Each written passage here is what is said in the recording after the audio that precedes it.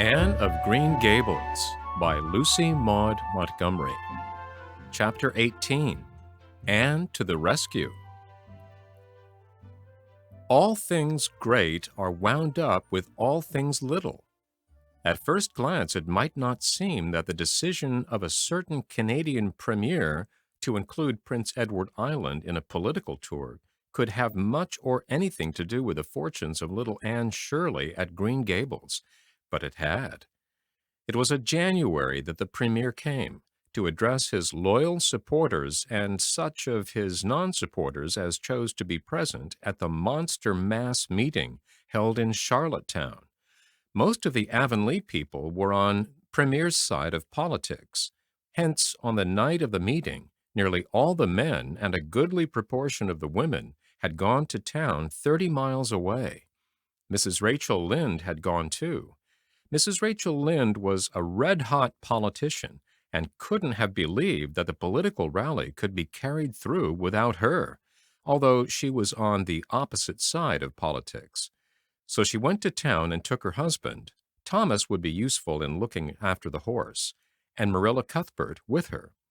Marilla had a sneaking interest in politics herself, and as she thought it might be her only chance to see a real live premier, she promptly took it, leaving Anne and Matthew to keep house until her return the following day. Hence, while Marilla and Mrs. Rachel were enjoying themselves hugely at the mass meeting, Anne and Matthew had the cheerful kitchen at Green Gables all to themselves. A bright fire was glowing in the old-fashioned Waterloo stove, and blue-white frost crystals were shining on the window panes. Matthew nodded over a Farmer's Advocate on the sofa, and Anne at the table studied her lessons with grim determination, despite sundry wistful glances at the clock shelf, where lay a new book that Jane Andrews had lent her that day. Jane had assured her that it was warranted to produce any number of thrills, or words to that effect, and Anne's fingers tingled to reach out for it. But that would mean Gilbert Blythe's triumph on the morrow.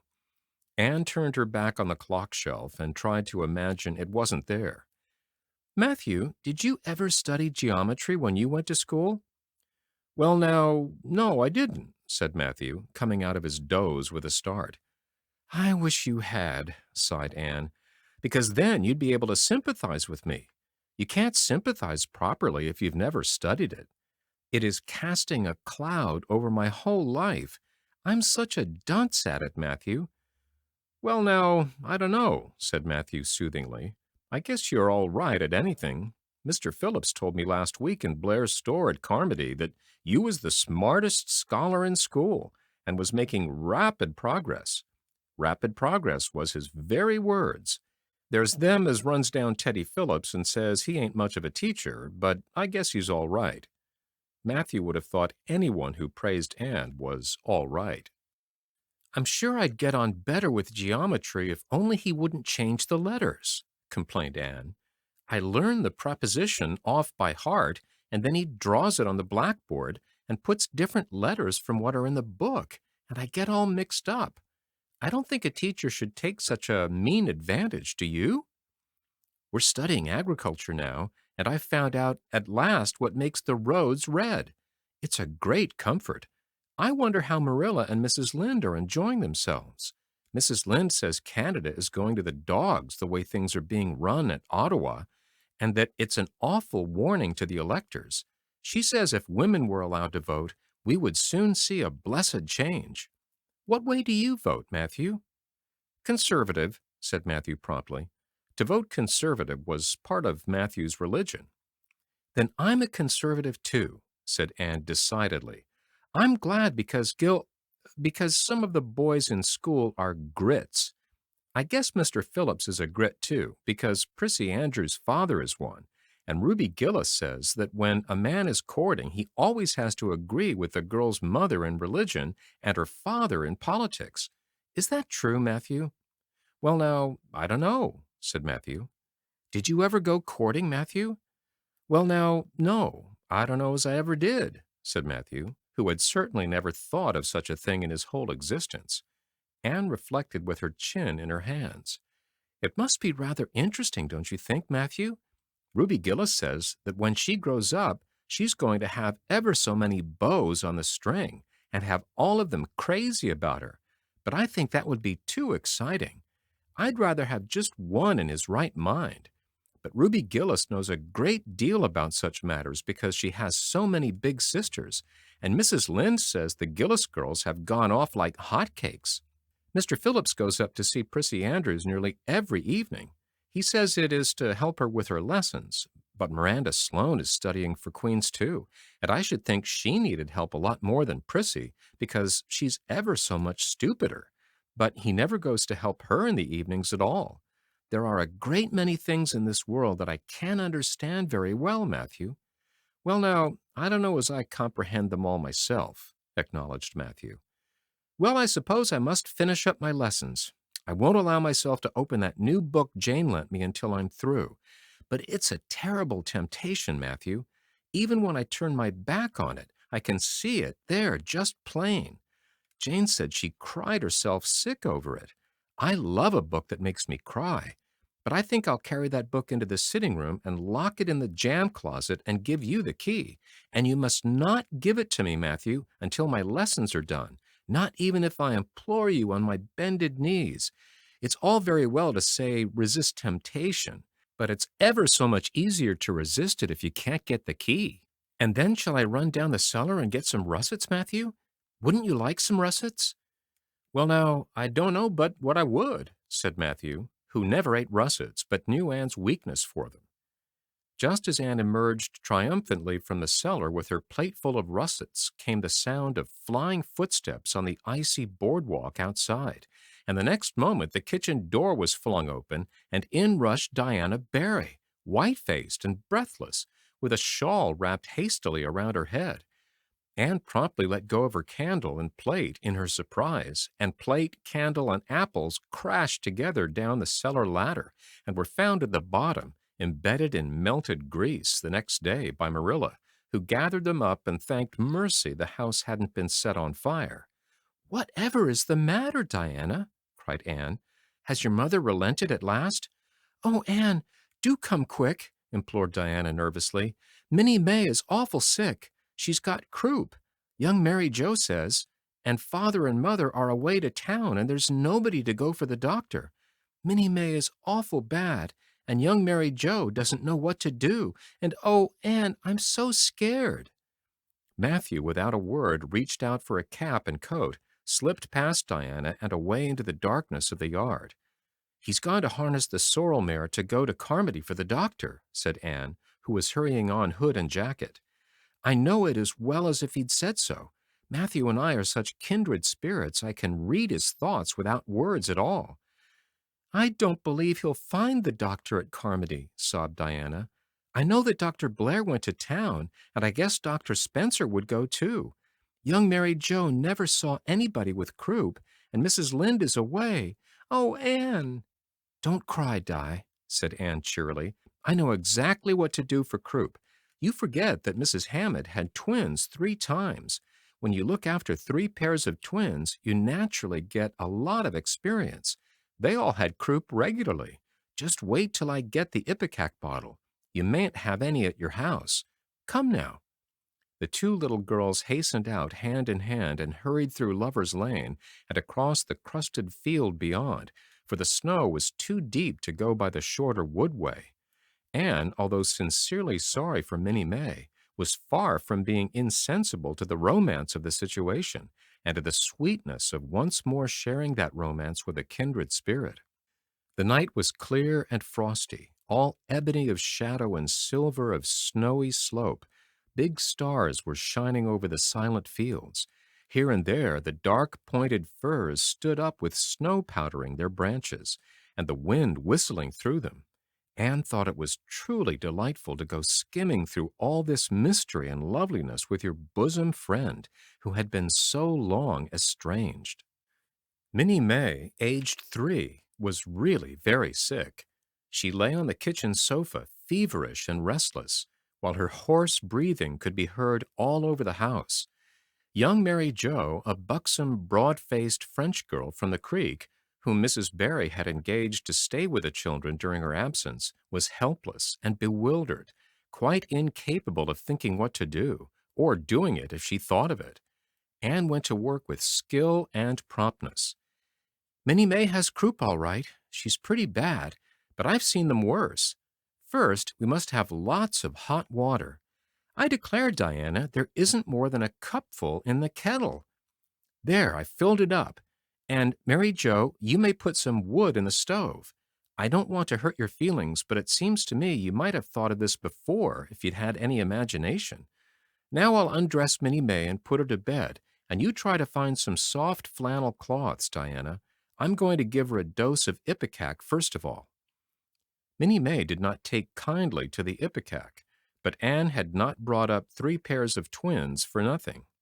Down the ipecac went, not only once, but many times during the long, anxious night when the 2 little girls worked patiently over the suffering Minnie May, and young Mary Jo, honestly anxious to do all she could, kept up a roaring fire and heated more water than would have been needed for a hospital of croupy babies. It was 3 o'clock when Matthew came with a doctor, for he had been obliged to go all the way to Spencerville for one. But the pressing need for assistance was past. Minnie May was much better and was sleeping soundly. I was awfully near giving up in despair, explained Anne. She got worse and worse until she was sicker than ever the Hammond twins were, even the last pair. I actually thought she was going to choke to death. I gave her every drop of ipecac in that bottle, and when the last dose went down, I said to myself, not to Diana or young Mary Jo, because I didn't want to worry them any more than they were already worried, but I had to say it to myself just to relieve my feelings, this is the last lingering hope, and I fear 'tis a vain one.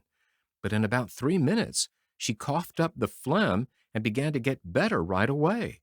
You must just imagine my relief, doctor, because I can't express it in words.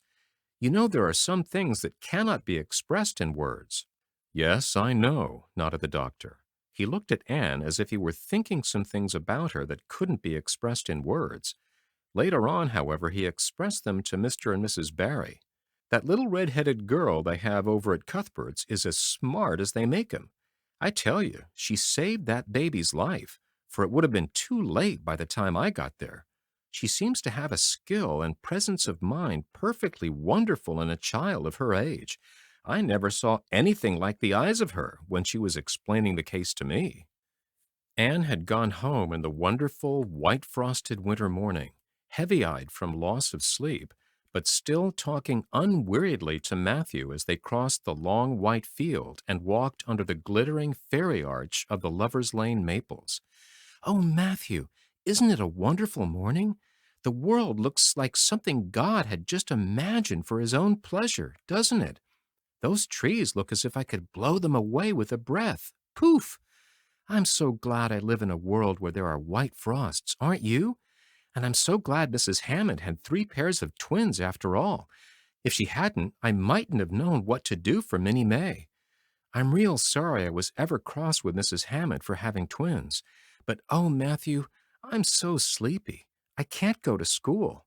I just know I couldn't keep my eyes open, and I'd be so stupid.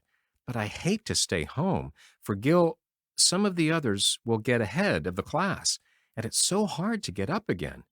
Although, of course, the harder it is, the more satisfaction you have when you do get up, haven't you?" "Well, now, I guess you'll manage all right," said Matthew, looking at Anne's white little face and the dark shadows under her eyes. "You just go right to bed and have a good sleep. I'll do all the chores."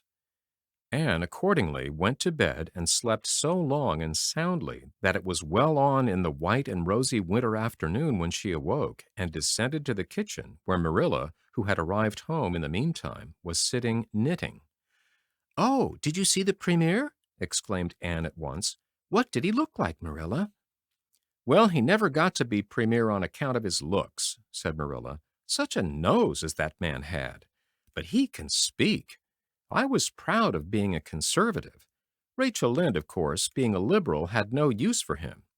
Your dinner is in the oven, Anne, and you can get yourself some blue plum preserves out of the pantry. I guess you're hungry. Matthew has been telling me about last night. I must say it was fortunate you knew what to do. I wouldn't have had any idea myself, for I never saw a case of croup. There now, never mind talking till you've had your dinner. I can tell by the look of you that you're just full up with speeches, but they'll keep. Marilla had something to tell Anne, but she did not tell it just then, for she knew if she did, Anne's consequent excitement would lift her clear out of the region of such material matters as appetite or dinner. Not until Anne had finished her saucer of blue plums did Marilla say, "Mrs. Barry was here this afternoon, Anne. She wanted to see you, but I wouldn't wake you up. She says you saved Minnie May's life, and she is very sorry she acted as she did in that affair of the currant wine. She says she knows now you didn't mean to set Diana drunk, and she hopes you'll forgive her and be good friends with Diana again. You're to go over this evening if you like, for Diana can't stir outside the door on account of a bad cold she caught last night." "Now, Anne Shirley, for pity's sake, don't fly up into the air." The warning seemed not unnecessary, so uplifted and aerial was Anne's expression and attitude as she sprang to her feet, her face irradiated with the flame of her spirit. "Oh, Marilla, can I go right now, without washing my dishes? I'll wash them when I come back, but I cannot tie myself down to anything so unromantic as dishwashing at this thrilling moment." "Yes, yes, run along," said Marilla indulgently. "Anne Shirley, are you crazy? Come back this instant and put something on you. I might as well call to the wind. She's gone without a cap or wrap. Look at her tearing through the orchard with her hair streaming. It'll be a mercy if she doesn't catch her death of cold." Anne came dancing home in the purple winter twilight across the snowy places. Afar in the southwest was the great shimmering pearl-like sparkle of an evening star in a sky that was pale and golden and ethereal rose over gleaming white spaces and dark glens of spruce. The tinkles of sleigh bells among the snowy hills came like elfin chimes through the frosty air, but their music was not sweeter than the song in Anne's heart and on her lips. "You see before you a perfectly happy person, Marilla," she announced. "I'm perfectly happy. Yes, in spite of my red hair. Just at present I have a soul above red hair. Mrs. Barry kissed me and cried and said she was so sorry and she could never repay me. I felt fearfully embarrassed, Marilla, but I just said as politely as I could, 'I have no hard feelings for you, Mrs. Barry. I assure you once and for all that I did not mean to intoxicate Diana, and henceforth I shall cover the past with a mantle of oblivion.' That was a pretty dignified way of speaking, wasn't it, Marilla? I felt that I was heaping coals of fire on Mrs. Barry's head, and Diana and I had a lovely afternoon. Diana showed me a new fancy crochet stitch her aunt over at Carmody taught her. Not a soul in Avonlea knows it but us, and we pledged a solemn vow never to reveal it to anyone else. Diana gave me a beautiful card with a wreath of roses on it and a verse of poetry. 'If you love me as I love you, nothing but death can part us two.' And that is true, Marilla. We're going to ask Mr. Phillips to let us sit together in school again, and Gertie Pye can go with Minnie Andrews. We had an elegant tea. Mrs. Barry had the very best china set out, Marilla, just as if I was real company. I can't tell you what a thrill it gave me. Nobody ever used their very best china on my account before, and we had fruit cake and pound cake and doughnuts and two kinds of preserves, Marilla. And Mrs. Barry asked me if I took tea and said, 'Pa, why don't you pass the biscuits to Anne?' It must be lovely to be grown up, Marilla, when just being treated as if you were is so nice." "I don't know about that," said Marilla with a brief sigh. "Well, anyway, when I am grown up," said Anne decidedly, "I'm always going to talk to little girls as if they were too, and I'll never laugh when they use big words. I know from sorrowful experience how that hurts one's feelings. After tea, Diana and I made taffy. The taffy wasn't very good, I suppose because neither Diana nor I had ever made any before. Diana left me to stir it while she buttered the plates, and I forgot and let it burn. And then when we set it out on the platform to cool, the cat walked over one plate, and that had to be thrown away. But the making of it was splendid fun. Then, when I came home, Mrs. Barry asked me to come over as often as I could, and Diana stood at the window and threw kisses to me all the way down to Lover's Lane. I assure you, Marilla, that I feel like praying tonight, and I'm going to think out a special, brand new prayer in honor of the occasion.